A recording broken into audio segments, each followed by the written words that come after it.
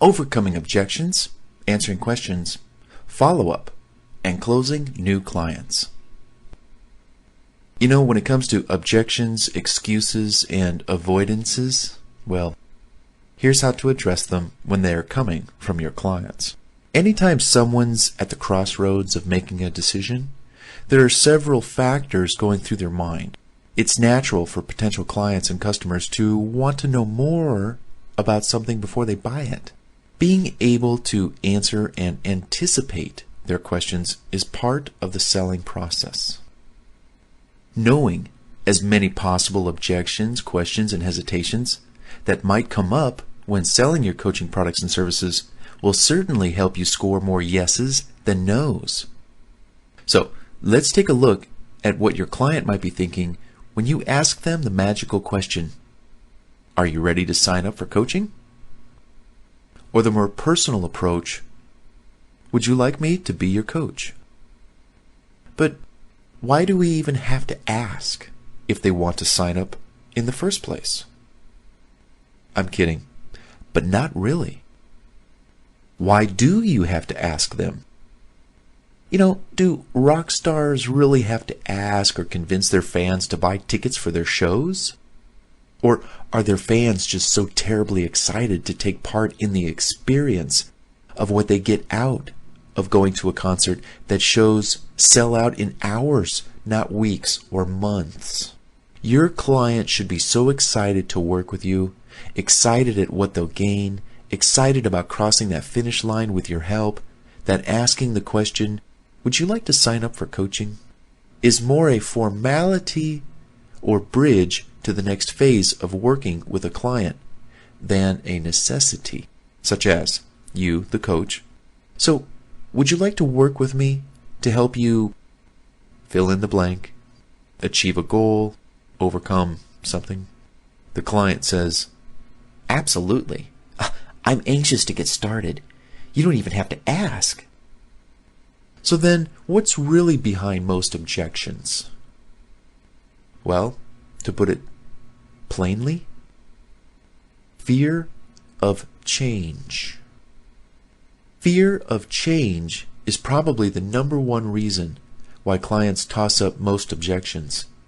Living their status quo may not be what they want, but it certainly feels safer than to take a chance on making the kind of real change needed to live a better life or improve their business, etc. Further, the bigger the change, the bigger the fear. In order to get the client past the objection phase and into the acceptance phase, the coach needs to help his client overcome their fear.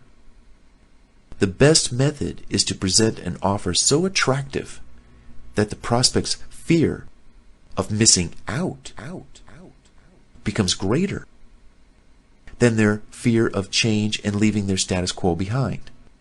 Now, there are different types and origins of fear. The type of fear your client might be feeling is typically determined by certain past experiences. How you present your offer can also have a significant impact as well on their fear. When an objection arises, it's your job to identify the type of fear that's holding the client back. Once you do, you'll know better how to ease that fear and create a sale for one of your coaching programs. For example, a client who's had a negative buying experience in the past, either with another coach or even just a product, is likely to feel fear of being sold another bad deal. Whether the experience was with the product itself or the salesperson, this client will probably ask a lot of questions about whether your coaching products or services will actually work for them as you say they will. If you see these signs, embrace them. Consider asking a few questions about their past buying experiences. Maybe they'll offer up some insight into their buying history. People also fear making a mistake. We've all bought something that turned out to be a bad purchase. So the tendency towards caution, "Don't buy that," is a natural one. Another fear people have is looking foolish.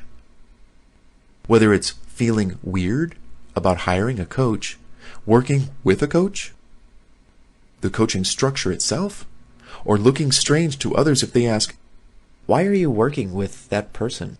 What is a coach? What are they doing?" Whatever the reason, it can paralyze a prospective client, stalling them from jumping on board with your services.